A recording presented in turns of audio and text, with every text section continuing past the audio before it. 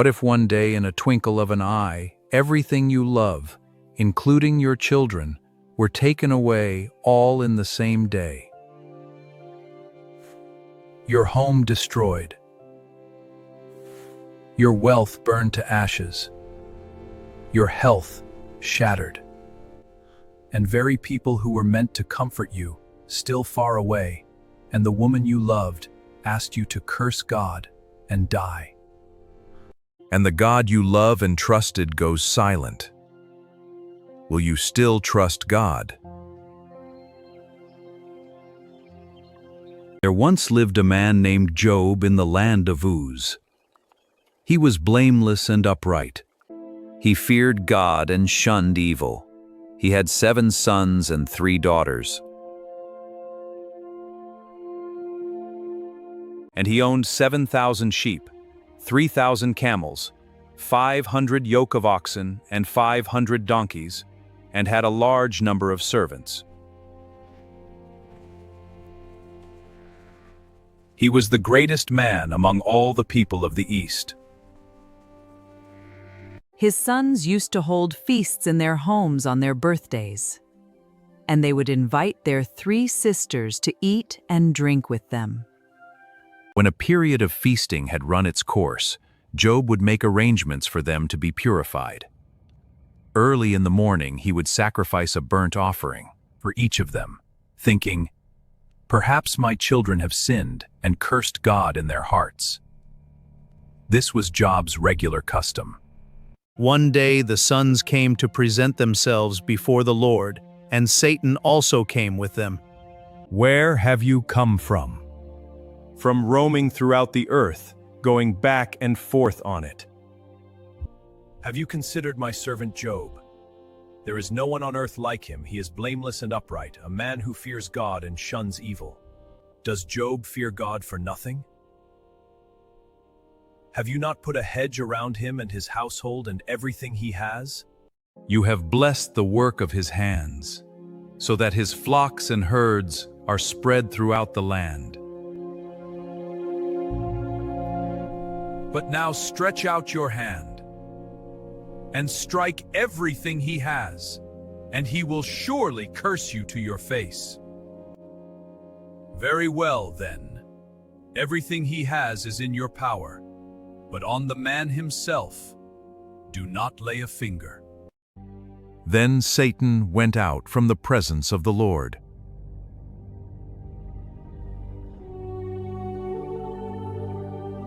One day, when Job's sons and daughters were feasting and drinking wine at the oldest brother's house, The oxen were plowing and the donkeys were grazing nearby, and the Sabaeans attacked and made off with them. They put the servants to the sword, and I am the only one who has escaped to tell you. What? This cannot be. How can such evil befall us? The fire of God fell from the heavens and burned up the sheep and the servants, and I am the only one who has escaped to tell you. The fire of God fell to your religious camp. The Chaldeans formed 3 raiding parties and swept down on your camels and made off with them. They put the servants to the sword, and I am the only one who has escaped to tell you. Your sons and daughters were feasting and drinking wine at the oldest brother's house. No, not my children! When suddenly a mighty wind swept in from the desert and struck the 4 corners of the house. It collapsed on them and they are dead, and I am the only one who has escaped to tell you. No! No!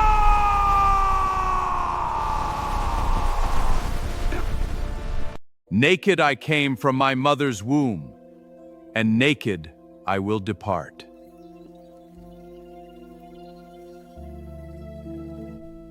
The Lord gave, and the Lord has taken away. May the name of the Lord be praised. In all this, Job did not sin by charging God with wrongdoing. He shaves his hair.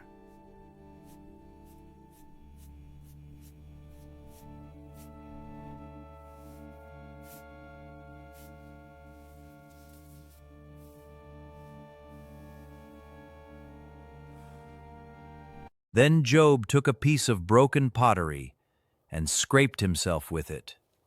as he sat among the ashes.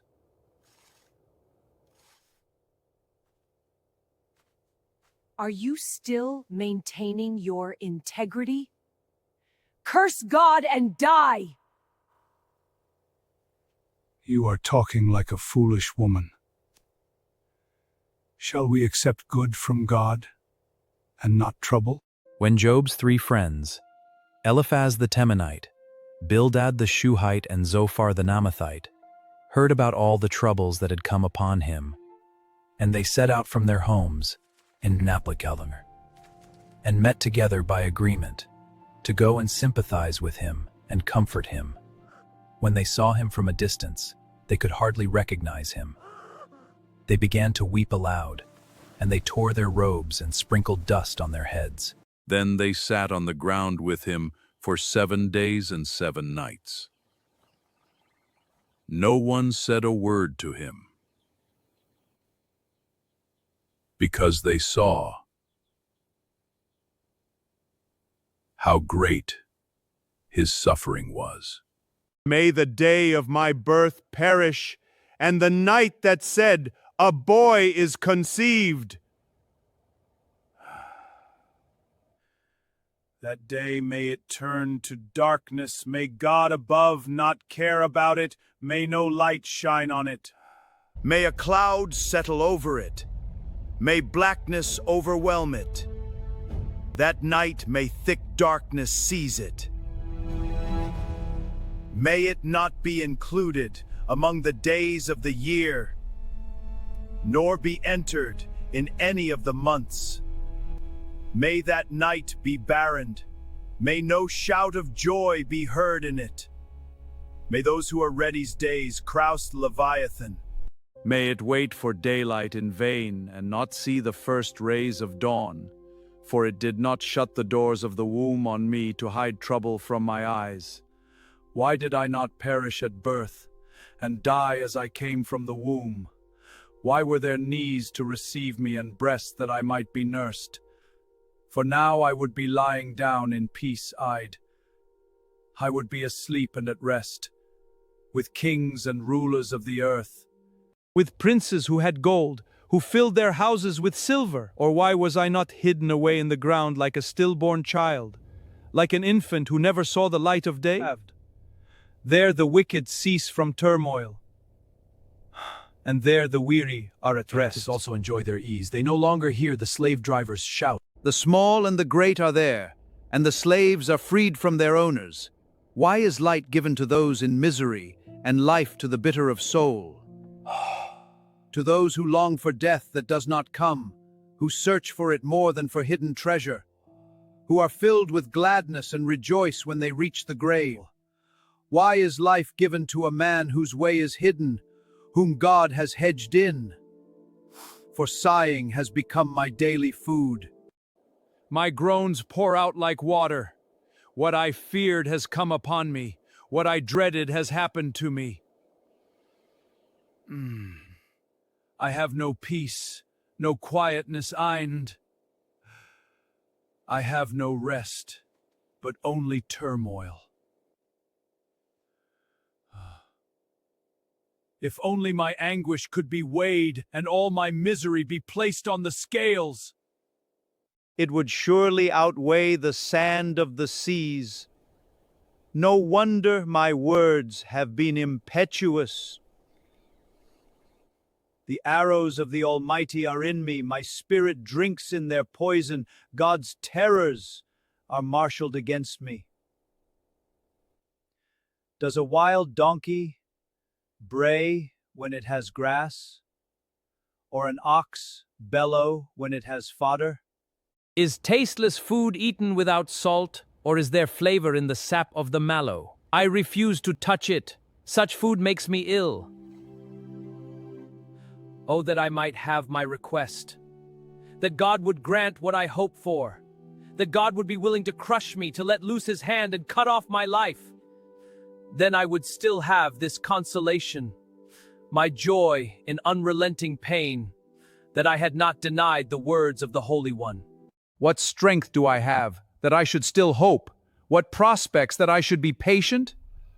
Do I have the strength of stone? Is my flesh bronze? Do I have any power to help myself, now that success has been driven from me? Anyone who withholds kindness from a friend forsakes the fear of the Almighty. But my brothers are as undependable as intermittent streams, as the streams that overflow when darkened by thawing ice and swollen with melting snow.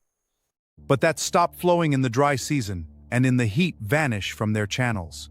Caravans turn aside from their routes. They go off into the wasteland and perish. The caravans of Tema look for water. The traveling merchants of Sheba look in hope. They are distressed, because they had been confident.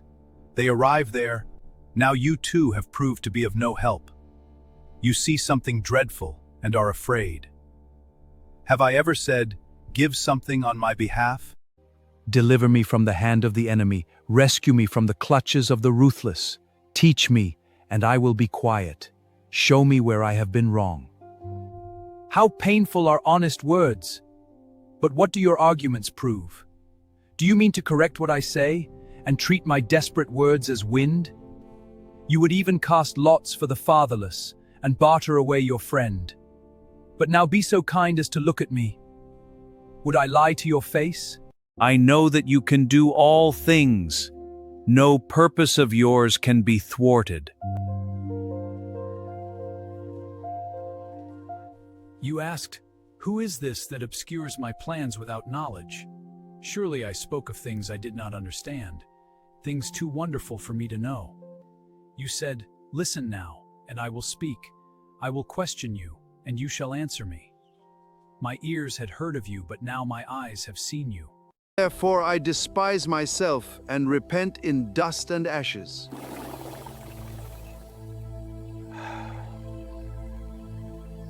Yet if I speak, my pain is not relieved, and if I refrain, it does not go away.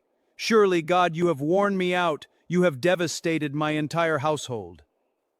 You have shriveled me up, and it has become a witness. My gauntness rises up and testifies against me. God assails me and tears me in his anger and gnashes his teeth at me. My opponent fastens on me his piercing eyes. People open their mouths to jeer at me. They strike my cheek in scorn. Together against you. They unite together against me. God has turned me over to the ungodly and thrown me into the clutches of the wicked. All was well with me, but he shattered me. He seized me by the neck and crushed me. He has made me his target. His archers surround me. Without pity, he pierces my kidneys and spills my gall on the ground. My face is red with weeping. Dark shadows ring my eyes, yet my hands have been free of violence and my prayer is pure. Earth, do not cover my blood. May my cry never be laid to rest. Even now my witness is in heaven. My advocate is on high. My intercessors is my friend. As my eyes pour out tears to God on behalf of a man, he pleads with God as one pleads for a friend. My spirit is broken. My days are cut short. The grave awaits me. Eliphaz the Temanite, I am angry with you and your two friends, because you have not spoken the truth about me as you should have, me, as my servant Job has. So now take 7 bulls and 7 rams, and go to my servant Job, and sacrifice a burnt offering for yourselves. My servant Job will pray for you, and I will accept his prayer and not deal with you according to your folly. Prayed for his friends. The Lord restored his fortunes and gave him twice as much as he had before. All his brothers and sisters and everyone who had known him before came and ate with him in his house. They comforted and consoled him over all the trouble the Lord had brought on him, and each one gave him a piece of silver and a gold ring. The Lord blessed the latter part of Job's life more than the former part. And he also had 7 sons and 3 daughters. To God be the glory.